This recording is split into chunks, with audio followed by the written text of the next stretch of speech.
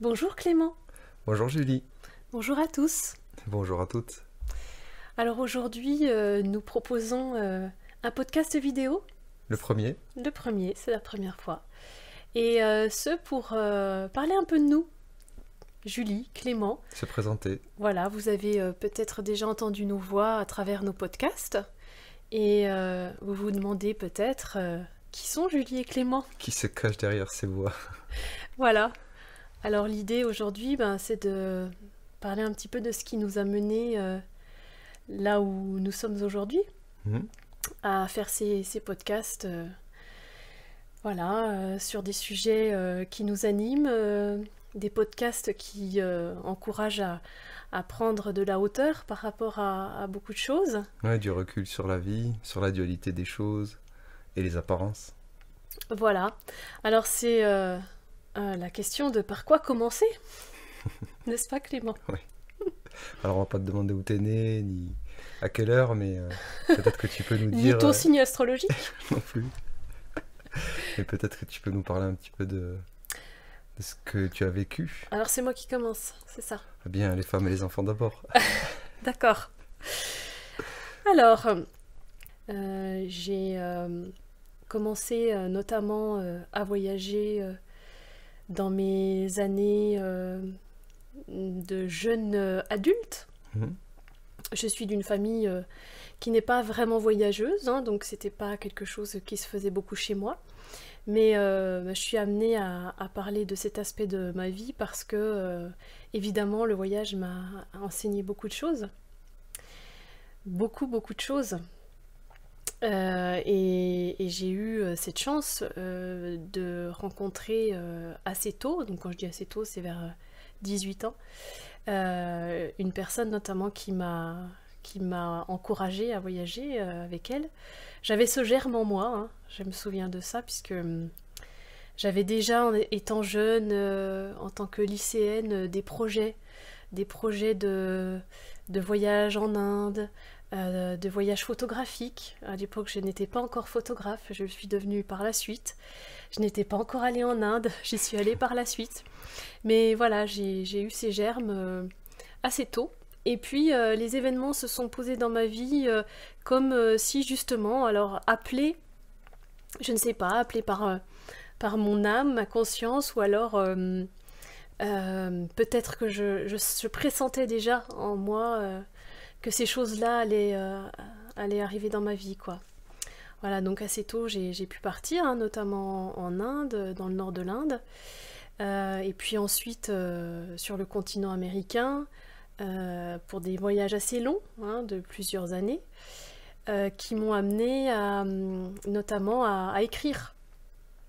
Ça a été, je dirais, la première façon que j'ai eue de parler de mes voyages, ça a été par l'écriture. Ce qui pour moi était le plus simple.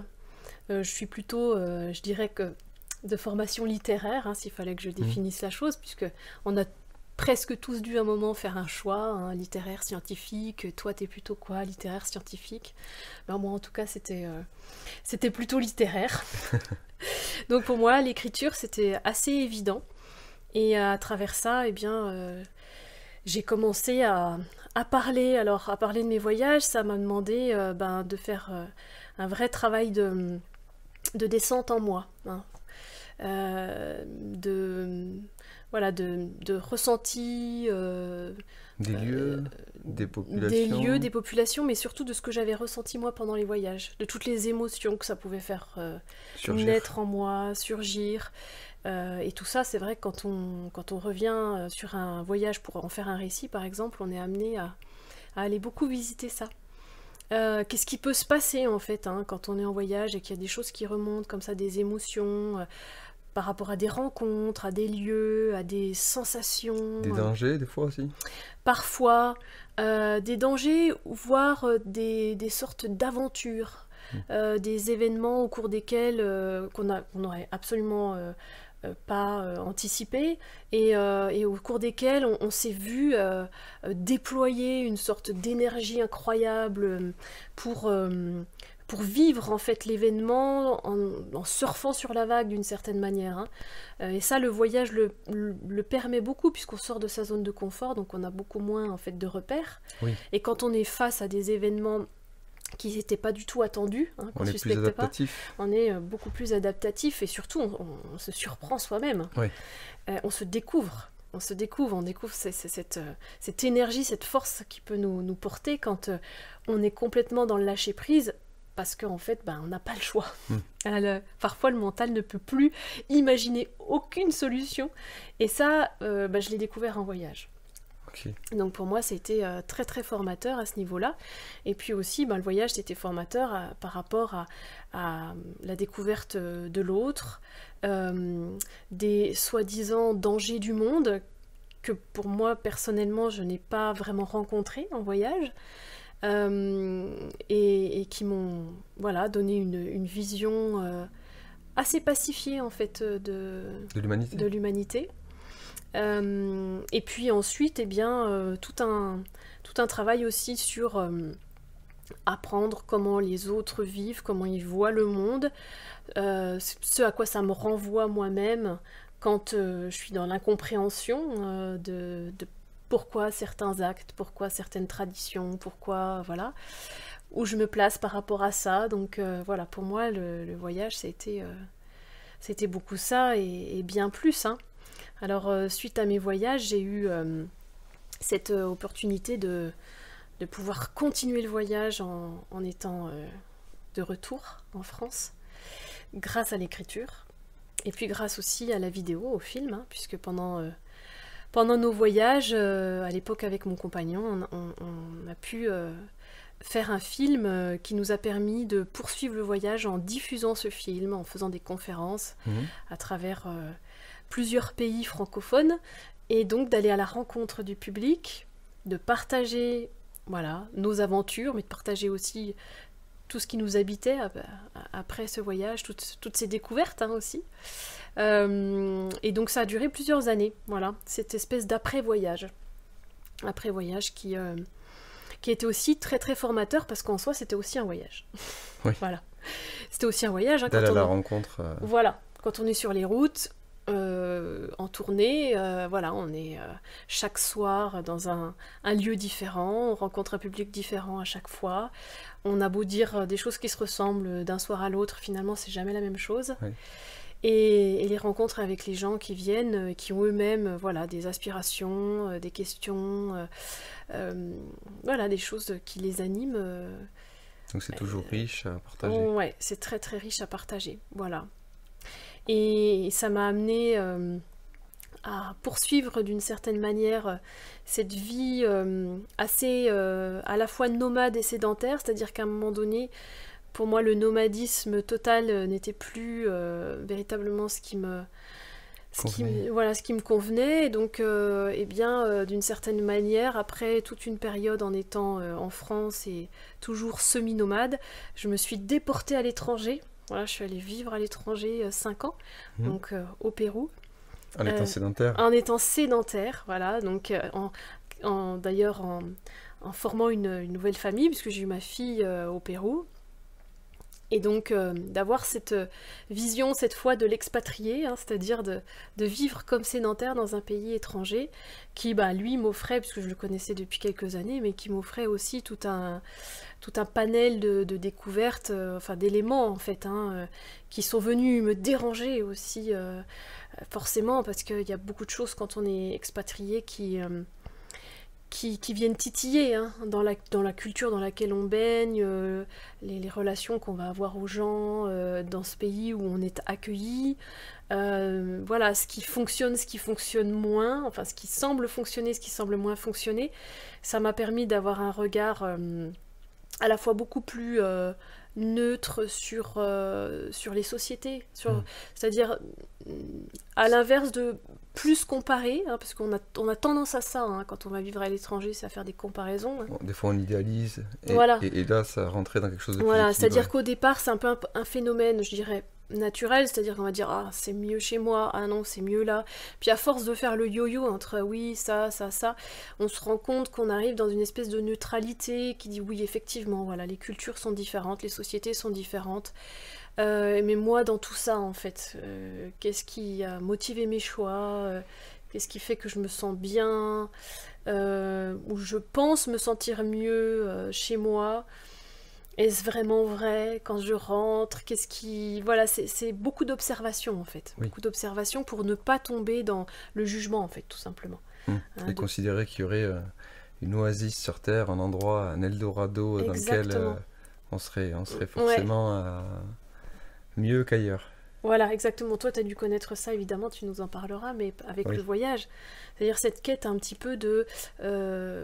du bout du monde. Voilà, du bout du monde, qui serait peut-être l'endroit où on trouverait la paix, la sérénité. L'île déserte pour certains, voilà. Manhattan pour d'autres. Exactement. Chacun, en fait, son Eldorado. Bien sûr. Voilà. Donc voilà, ces 5 années passées au Pérou... voilà, m'ont invité à beaucoup de retours vraiment dans mon intériorité et dans voilà ce qui avait généré en fait, ce qui avait motivé mes choix et comment je les vivais au quotidien et comment aussi je m'autorisais à être moi-même en fait, puisque la vie à l'étranger oblige à de nouvelles adaptations, je dirais. Et c'est un balancement continuel entre les conditionnements qu'on a dans sa propre société pour coller aux normes de sa société.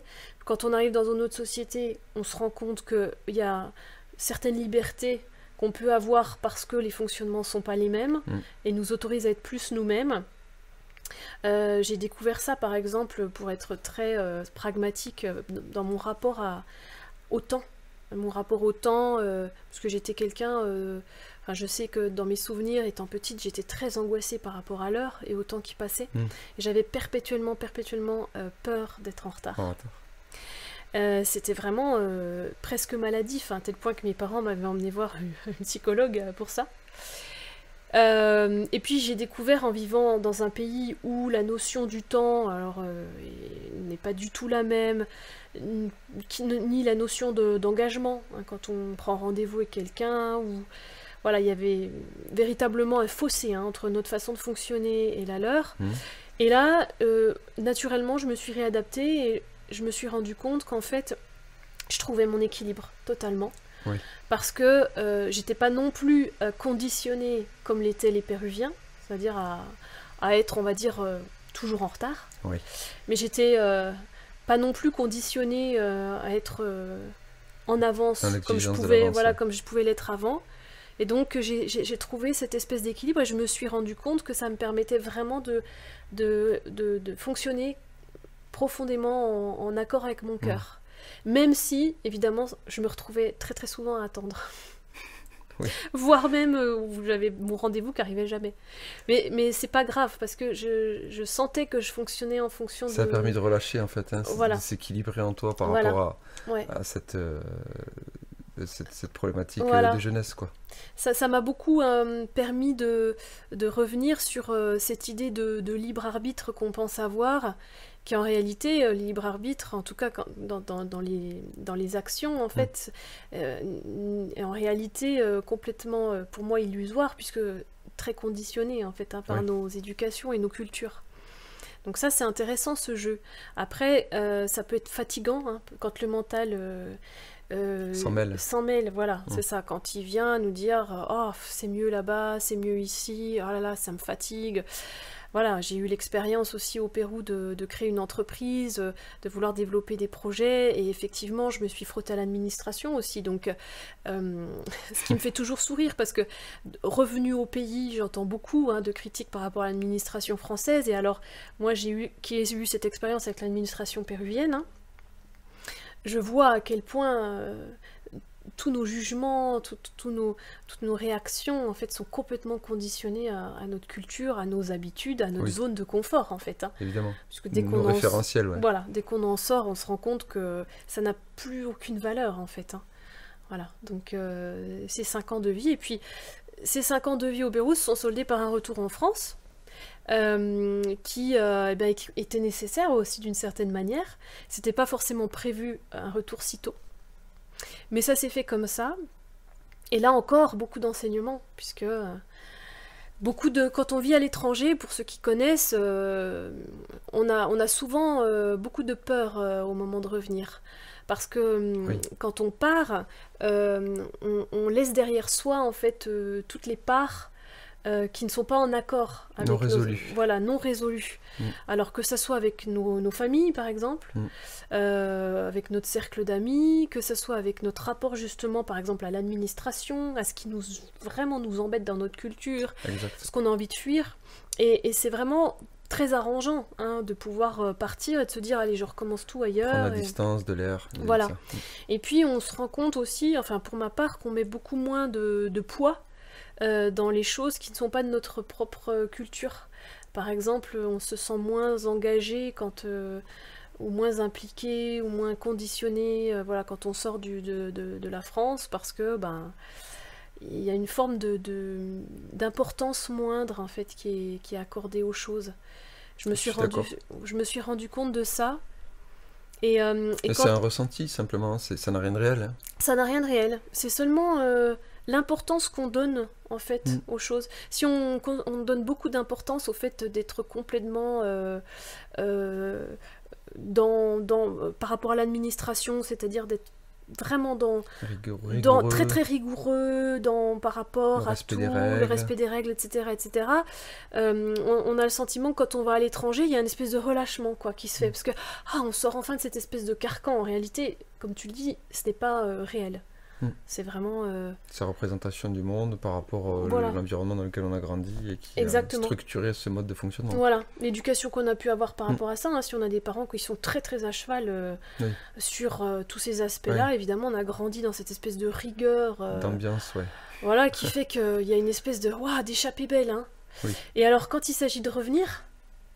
Alors là, il y a tout le package là qui revient, donc le package au niveau culturel, au niveau familial, au niveau de plein de choses. Oui, quelqu'un disait que l'oubli n'a aucun effet sur la chose oubliée. Ouais, c'est juste. Elle est toujours là. Ouais. Donc quand il s'agit de revenir, on reprend le package.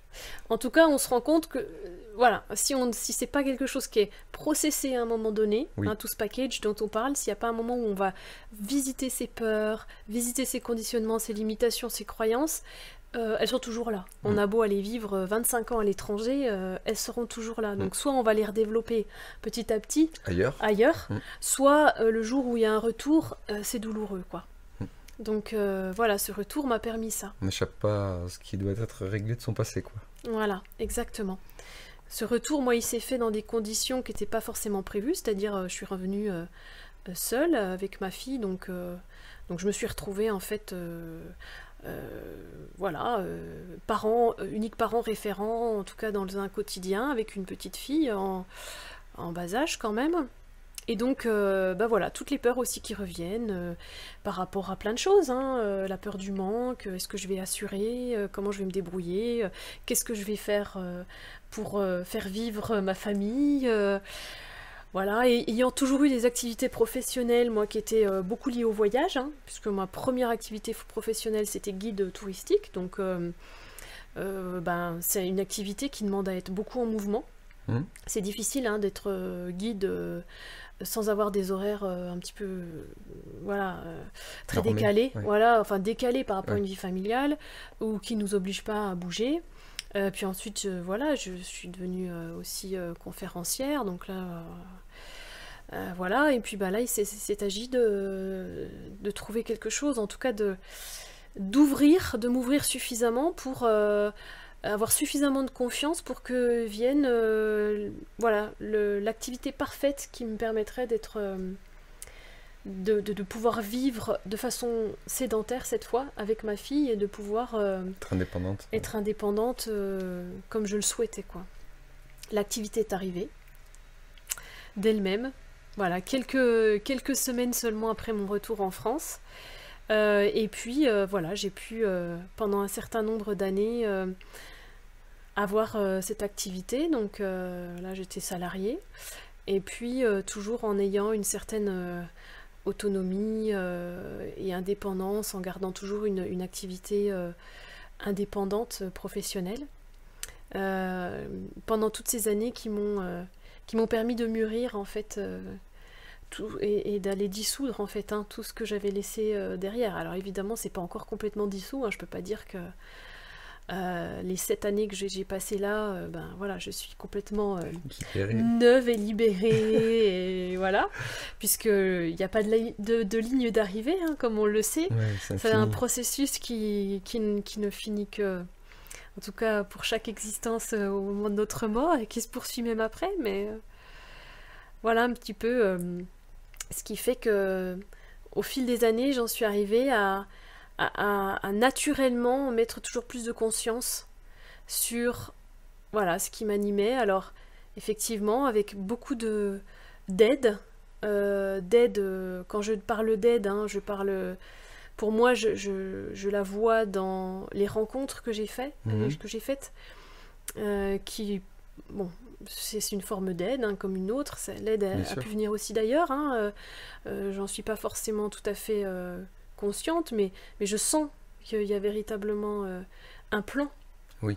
Voilà, un plan qui s'est mis en place pour me permettre de cheminer toujours plus sur ce chemin de la conscience qui m'a mené à te rencontrer, Clément, il y a un petit peu plus d'1 an. Oui. Voilà. Voilà, qui toi aussi, dans ce cheminement, mais tu nous en parleras. Et qui fait que notre collaboration était tout de suite une évidence.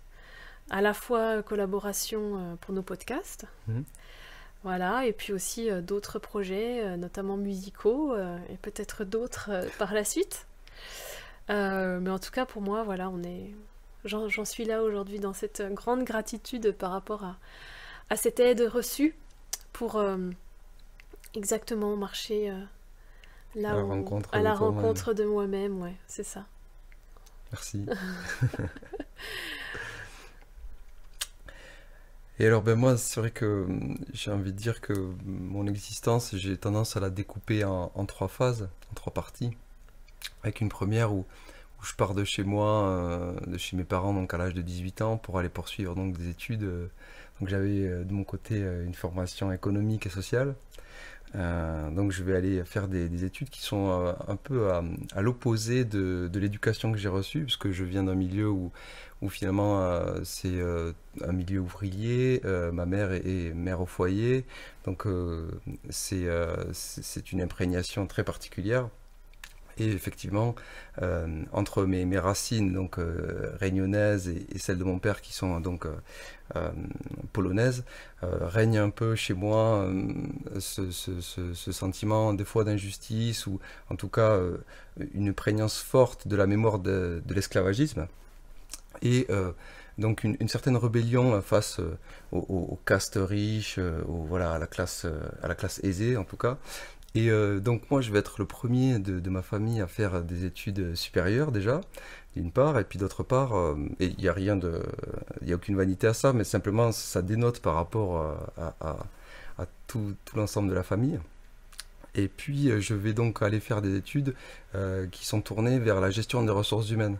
Donc c'est-à-dire potentiellement être amené à devenir directeur RH, ou en tout cas voilà, diriger des êtres humains, là où mon père, lui, a vraiment presque une hantise de tout ce qui est voilà, lié au métier relatif à la direction.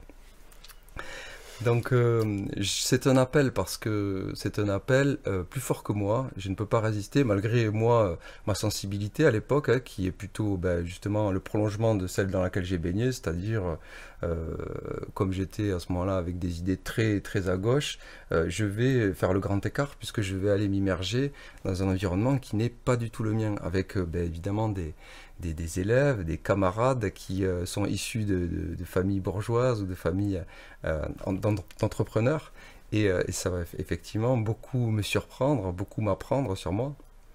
Et je vais découvrir que je peux avoir des amis qui viennent de ces milieux-là sans développer forcément une allergie. Mhm. Voilà, donc ça va être 2 années d'études qui vont être sur la région toulousaine.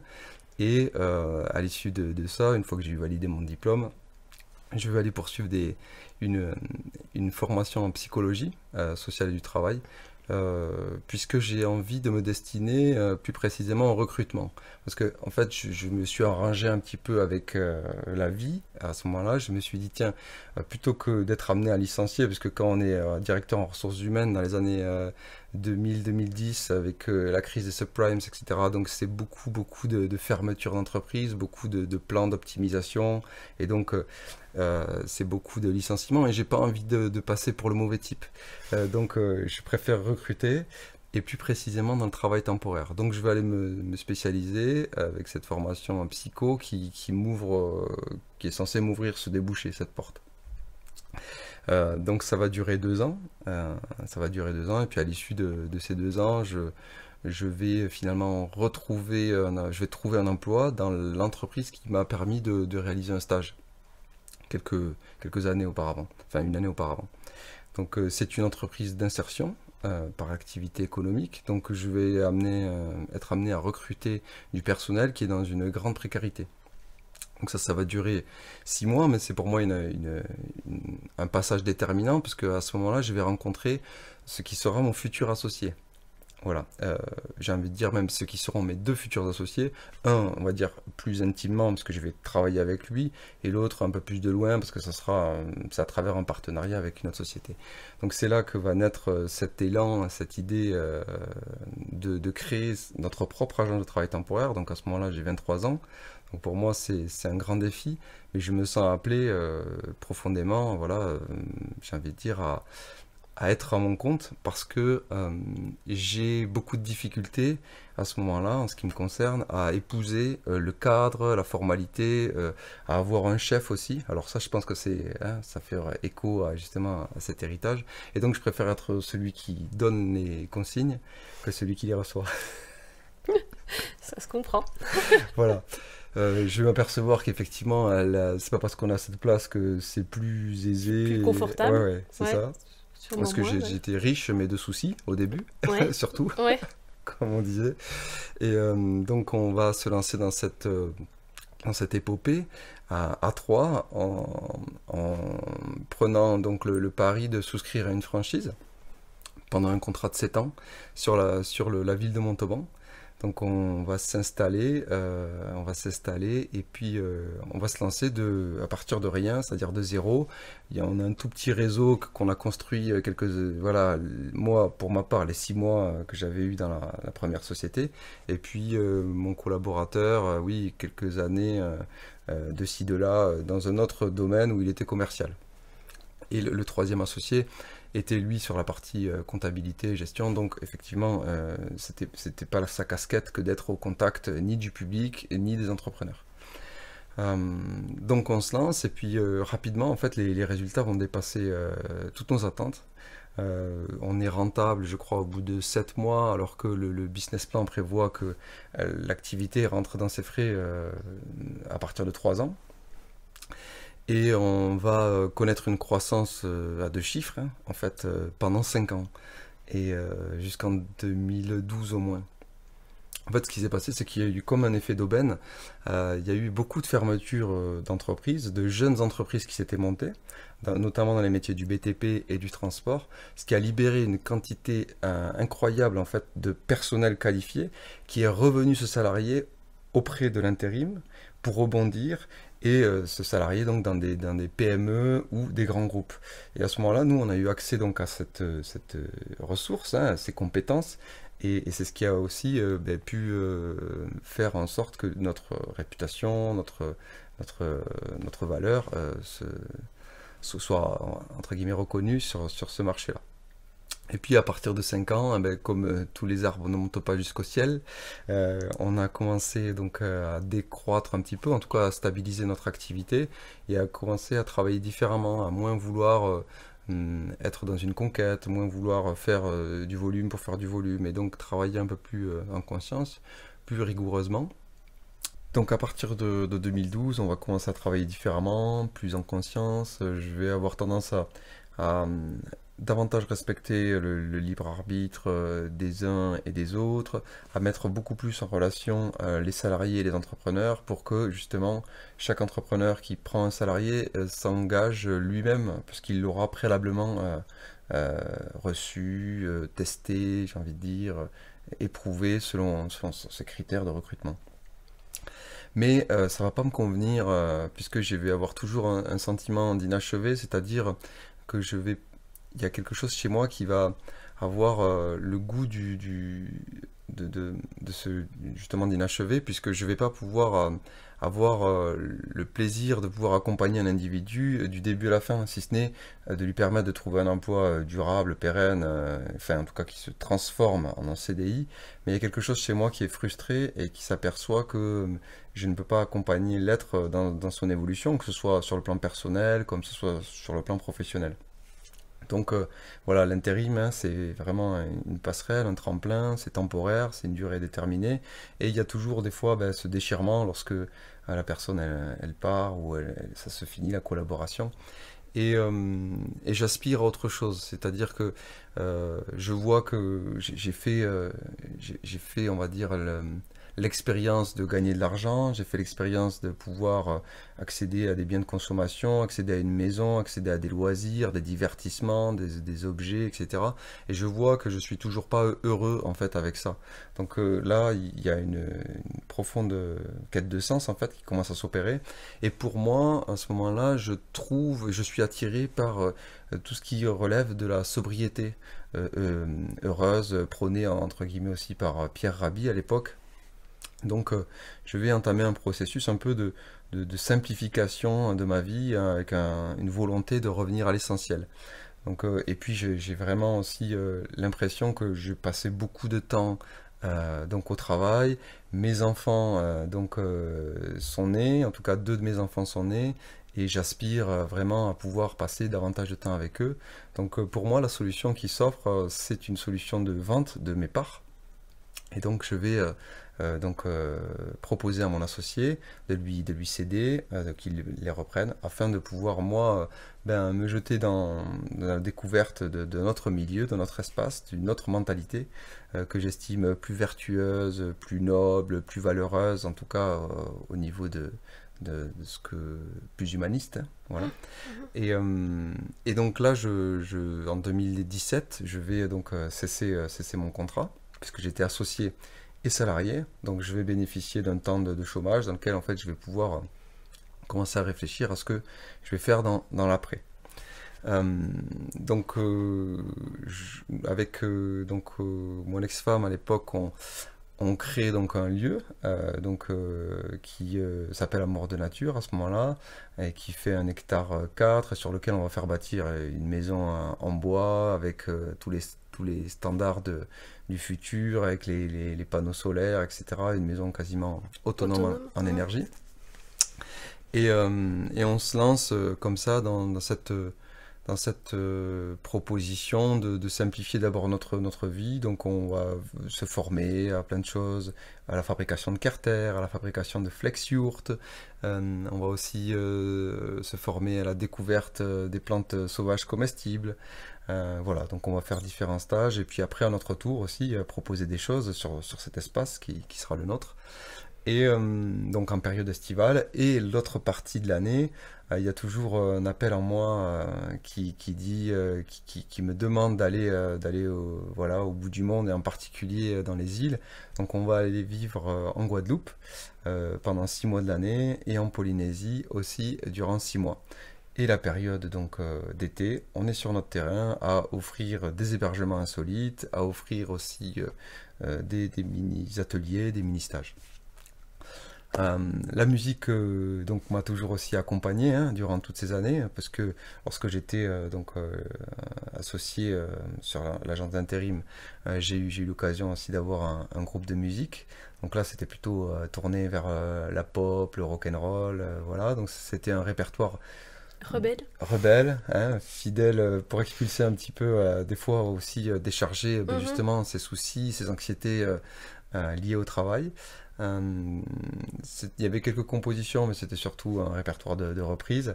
Donc voilà, c'était une expérience où on était donc quatre avec un batteur, un bassiste et un guitariste. Et pour ma part, j'étais au chant et à la guitare rythmique. Et au moment justement où il y a eu ce changement de vie, là il y a eu l'arrêt du groupe et je me suis plutôt tourné vers la musique en solo ou en duo, mais c'était des duos inopinés, des duos d'occasion en fait, hein, lorsque au cours de mes rencontres, au cours de mes voyages, j'ai tombé sur une personne qui voulait partager la scène l'instant d'un soir. Oui. Donc c'était pour moi aussi une source de maturation, de maturité, que de jouer seul, puisque lorsqu'on est avec le groupe, hein, c'est comme une équipe, Ouais, ça on est soutient, soutenu, on est ouais, bien sûr. porté. Ouais. Donc là, j'étais amené à me redécouvrir plus profondément dans mon rapport aux autres, dans mon rapport au public, voir voilà, quelles étaient aussi mes failles égotiques, de vouloir me mettre en scène, de vouloir aussi peut-être voilà, être reconnu en tant qu'artiste.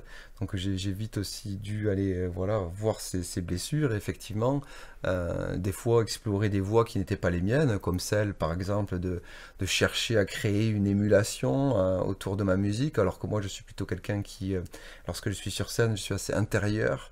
Et après, effectivement, je jaillis avec ma voix, mais j'ai des difficultés à rassembler le public pour le faire frapper des mains ou chanter. Voilà, c'est quelque chose qui n'est pas naturel chez moi. Et j'ai plutôt tendance à aller me réfugier à l'intérieur pour ensuite m'ouvrir progressivement tout au cours d'un concert.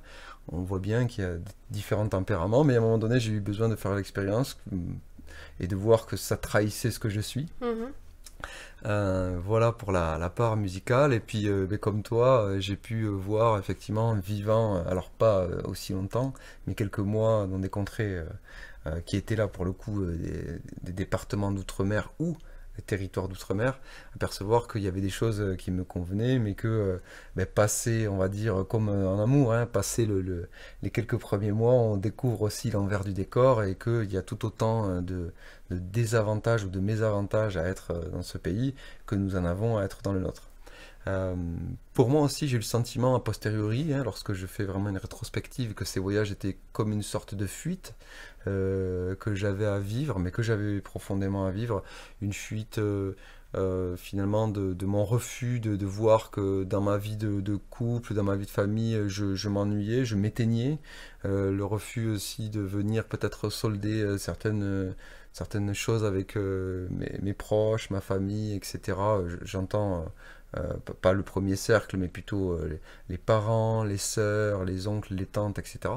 Donc finalement, quand on part en voyage, voilà, on laisse tout ça derrière On soi s'extrait de tout ça, oui. et Mhm. c'est bien facile. Donc en ça, on se rejoint vraiment beaucoup sur cet aspect-là. Et puis voilà, la vie nous rattrape toujours à un moment donné ou à un autre. Et pour moi, ça s'est plutôt traduit à travers un accident, on va dire plutôt cérébral, qui est survenu donc en 2000, vraiment entre 2021 et 2022, parce que c'était dans le changement d'année, et qui m'a assez bouleversé, dont j'ai mis plusieurs mois, voire un peu plus même d'une année à me remettre, on va dire, pour avoir un fonctionnement normal. Voilà. Et cet événement, finalement, m'a amené eh bien, à me reconsidérer, mais surtout à renaître avec finalement les valeurs qui étaient originellement les miennes.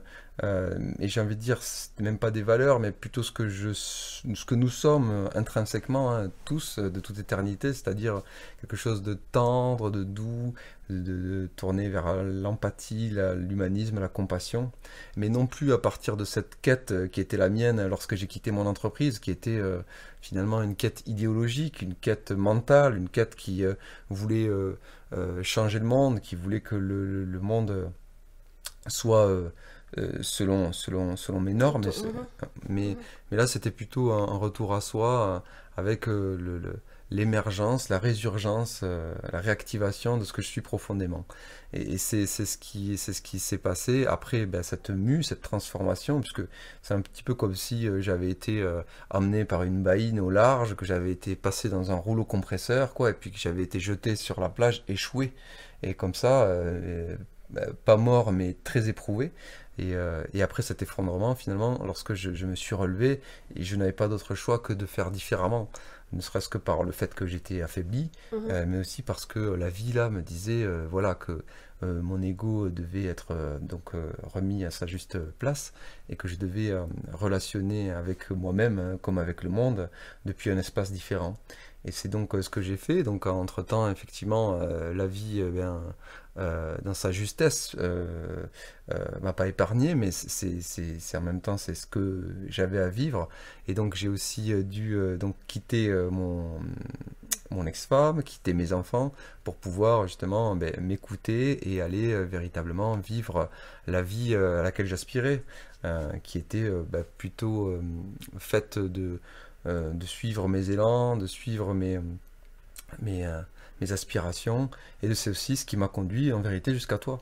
Euh, par la musique d'abord, Mhm. j'ai l'impression, et puis très rapidement aussi par le fait qu'on partageait ce même regard unifié sur le monde, essayer de le regarder avec tout l'amour que l'on peut, et puis essayer à notre façon, en étant au service, de le partager pour que celles et ceux qui se sentent appelés par cette vibration, par ce regard finalement qui épouse tout et qui accepte les choses telles qu'elles sont, eh bien puissent se reconnaître et nous rejoindre si le cœur leur en dit. Mhm. Et pour conclure cet échange, hein, puisque voilà, on peut pas Tout tout dire, raconter, tout dire, évidemment, mais ce qui nous a d'une certaine manière mené à ces podcasts reste quand même du domaine d'une forme d'évidence, oui, hein, qui est venue, hein. petit à petit, naturellement. Voilà, petit à petit. Moi, personnellement, j'ai toujours eu envie de faire de la radio. C'est quelque chose qui m'anime beaucoup. J'ai eu cette sorte de révélation ou de message il y a à peu près un an maintenant, où je nous voyais justement dans cette démarche, hein, de partager par la voie radiophonique, entre guillemets, Oui, alors podcast évidemment avec les technologies d'aujourd'hui. oui. C'était un processus pour moi aussi de retour à la voix. Mm. Hein, et toi, tu m'as beaucoup aidé dans ce processus parce que toi, tu as fait de la musique, comme tu le disais, hein, tu as quand même un passif avec ton groupe, et puis Et tu as... paradoxalement, toi, tu étais conférencière. Voilà, moi j'étais conférencière, mais avec toujours un amour pour le chant, hein, Oui, que j'ai depuis que je suis adolescente, puisque j'ai fait partie de chorale, voilà. Mais je me suis jamais donné cette possibilité de chanter en dehors, on va dire, de ces groupes, soit chorale, soit, bon, tout simplement dans ma salle de bain, entre mm, guillemets, hein. C'est-à-dire que voilà, j'ai pas eu cette expérience que tu as eue. Et tu m'as permis aussi, moi, de revenir à ma voix et de lui redonner sa place, ma voix VOX, hein. Que ça soit à travers le chant ou à travers tout simplement le parler. Donc le podcast, le livre audio aussi, puisque j'aime beaucoup cette forme aussi de partager des textes, mm. donc la lecture à voix haute.